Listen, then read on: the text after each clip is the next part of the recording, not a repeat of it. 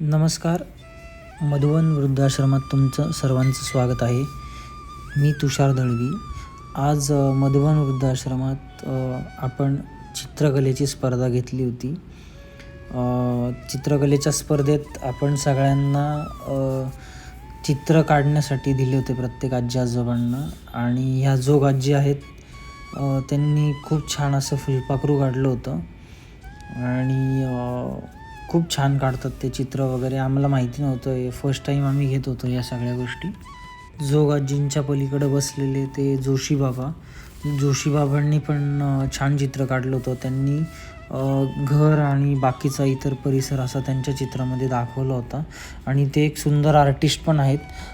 खूप छान प्रकारे ते नावांचं म्हणजे स्केच पेननी काढतात ते. आणि या गावारी आजी आहेत, या आपल्याकडे आल्यानंतर पूर्णपणे बेडरिडन होत्या. त्याच्यानंतर आता त्यांची खूप चांगली मूवमेंट वगैरे झाली गावारी आजींची. आणि त्यांची हाताची मूवमेंट पण एवढी नव्हती होत, पण आता खूप चांगली मूवमेंट होती.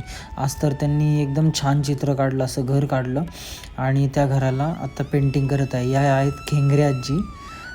खेंगरे आजी पण पूर्ण आल्यानंतर त्यांना पण पॅरालिसिस झाला होता, पूर्णपणे बेडरिडन होत्या त्या पण त्यांची पण आता चालतात वगैरे, त्या एकदम चांगली मूवमेंट आहे त्यांची पण. आणि त्यांना पॅरालाइज झाल्यामुळं हाताची पण मूवमेंट नव्हती, पण आज खूप छान त्यांनी चित्र काढलं.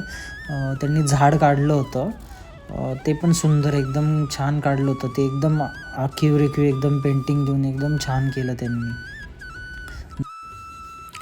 सगळ्यांनी खूप छान आज चित्र काढलं होतं. कोणत्याच आजी आजोबांना विश्वास नव्हता की आपण एवढं छान चित्र काढू शकेल. त्यात छान खूप चित्र काढलं म्हणजे जोशी बाबा आणि जोग आजीनी खूप छान दोघांनी चित्र काढलं होतं. जोग आजींनी फुलपाखरू तर अप्रतिम, ओळखणारच नाही की एखाद्या तरुणाला लाजवेल असं फुलपाखरू जोग आजींनी काढलं होतं. आणि जोशी आजोबा तर एकदम आर्टिस्टच आहेत, त्यांनी एकदम डिक्टो म्हणजे घराचं चित्र काढलं होतं. आणि हे काही क्षण आहे शेवटचे, म्हणजे जेव्हा चित्र दाखवत असतानाचे. ही जोग आजी आहे, तिने फुलपाखरू काढलं होतं. आणि जोशी आजोबा आहेत, त्यांनी ते घर काढलं होतं. या गावारी आजी आहेत, त्यांनी घर काढलं होतं. आणि या केंगरे आजी आहेत, त्यांनी झाड काढलं.